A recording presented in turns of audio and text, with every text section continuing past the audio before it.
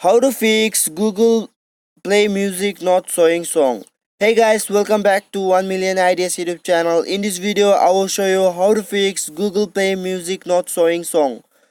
So guys, for this, make sure that your internet connection is on, and then again, let's go to settings.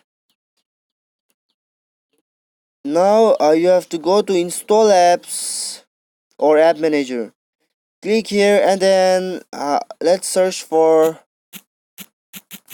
Google Play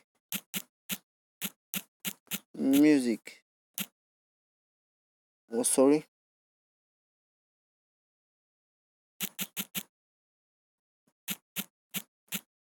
Here is it. Click on Google Play Music and then you can see here force stop button.